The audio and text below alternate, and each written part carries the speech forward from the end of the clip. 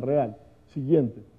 Esta es la máquina FDM. La FDM es la Fused Deposition Modeling. Fused Deposition Modeling significa que va fundiendo y depositando material a medida que va recorriendo el trayecto de una forma tridimensional. Esto se parece un poco como a lo que decíamos ahora, un poporo hecho en culebritas de barro. Básicamente, una idea de cómo podemos empezar a concebir esta máquina es como si pudiéramos tener una pistola de silicona extruyendo constantemente silicona y nuestra mano fuera suficientemente precisa para ir construyendo con ella una forma. Esto es lo que ella va haciendo. En dos ejes, en X y en Y y en Z, a medida que va subiendo, él va depositando y va armando la pieza que va terminando, que va necesitando que quede finalmente tridimensionalizada. Siguiente. Se dan casos como estos, donde es particular pensar que este tipo de diseños se pueden lograr en una impresión tridimensional y son especialmente necesarios para una impresión tridimensional porque si ustedes logran comprender la forma, es un nudo. Ese nudo no es a partir de ensamble, eso se imprime en una sola pieza. Y la complejidad de una pieza que se enrosca en la otra solo se puede dar a través de ese tipo de impresiones tridimensionales. Siguiente. La máquina C-Corp. C-Corp se llama C-Corp la técnica en sí, porque la empresa que inventó la máquina pues le dio nombre al proceso también. Esto se parece bastante a esterilitografía. Es básicamente una máquina que tiene dos cubos, por así pensarlo, uno lleno de yeso y uno completamente vacío, dentro del cual va depositando material en el vacío, va solidificando con un catalizador ese yeso y capa por capa va dándonos un resultado tridimensional. Esto es un buen ejemplo de qué está pasando acá y es un poco complejo realmente porque pues, la verdad es que hay que verlo de cierta manera para poder entender un poco también, pero si uno pudiera imprimir 1000 hojas o 1.000.000 de hojas y tuviera una O impresa de 1 metro abajo, que escalarmente va llegando a ser una O de 1 centímetro, terminaríamos con un cono. Eso es la teoría de esto mismo y de la esterilitografía. Por capas que va solidificando va resultando con esto y terminamos con una pieza que queda como esta, que es de una complejidad absoluta, en la que se pueden lograr juntas y uniones de este tipo que siempre serán recíprocas porque están hechas con los controles y las precisiones de una máquina. Digamos, errores mucho menores que los que haría uno con la mano. Y finalmente, los procesos formativos, donde los procesos formativos no se suma ni se resta material. Se tiene un objeto al que podemos modificar, ¿cierto? Podemos doblar o podemos plegar o podemos hacer diferentes cosas con él. Siguiente, por favor. Aquí vemos una máquina que es la dobladora de tubos CNC. Esta es una máquina que se ha usado en la arquitectura comúnmente en este momento y en muchas otras cosas. Siguiente. En un caso como este, donde en una montaña rusa es particularmente crítico que esas curvaturas de esos tubos correspondan perfectamente a la forma en la que va a deslizarse el carrito que lleva. Eso se estudia con fricción, eso se estudia con todos esos parámetros que hacen que esto sea una cosa que sea segura para uno poder montarse en ella. Eso depende del control y la precisión con la que se fabrique. O también proyectos como este, que es el Mercat de Santa Caterina de Enric Miralles y Benedetta Tabaglue, no sé, pero en una arquitectura tan compleja de techos como esta, es necesario poder tener una forma que pueda ser de esa precisión y de esa rapidez y de ese nivel de resultados, incluso como un resultado plástico, ¿no? Se puede lograr estas cosas. Siguiente. Después seguimos con la dobladora de lámina CNC, que es una plegadora. Ahorita vamos a ver un proyecto en el que particularmente tiene sentido.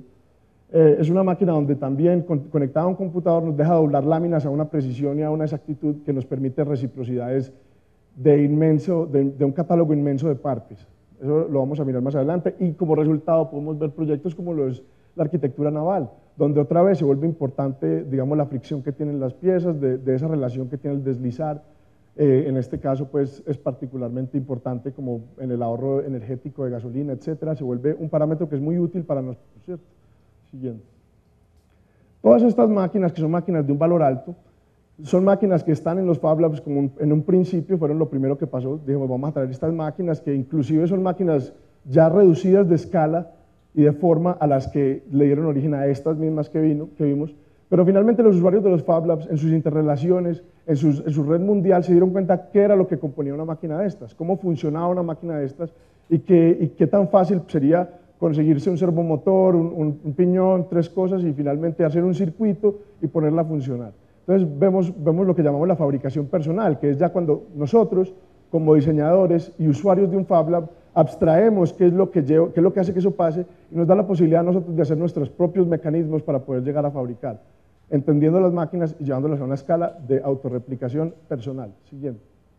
Aquí vemos esta máquina la armamos en 4 horas, es una máquina cortada por una máquina láser en su mayoría.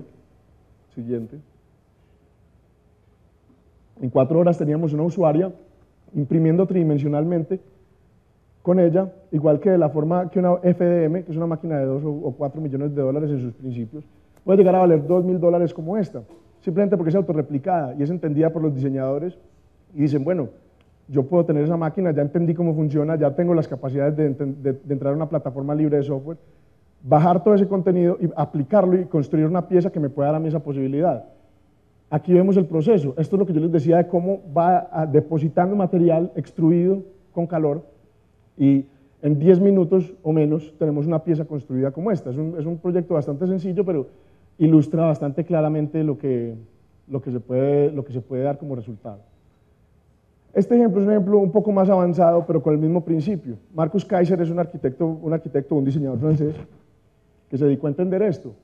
¿Cómo hago yo mis máquinas? ¿Cómo hago yo para intervenir este proceso de una forma personal? ¿Y cómo hago aún más, llevándolo a un límite más profundo, para relacionarla potentemente con el ecosistema o con el medio ambiente, ¿cierto? Entonces él dijo, yo voy a hacer esa misma máquina, pero la voy a hacer con energía solar.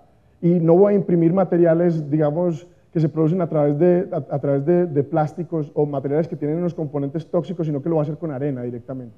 Entonces aquí vemos claramente lo que terminó siendo, unos servomotores, unas rodachinas, unas correas, unos piñones, funciones, pues equipos realmente básicos, si nos ponemos a pensar y entrar en ese tema, son básicos, no son nada del otro mundo, tenemos acceso a ellos a través del internet o a través de otros medios y podemos realmente empezar a construir este tipo de cosas. Aquí lo vemos actuando y lo vemos haciendo corte láser. Siguiente.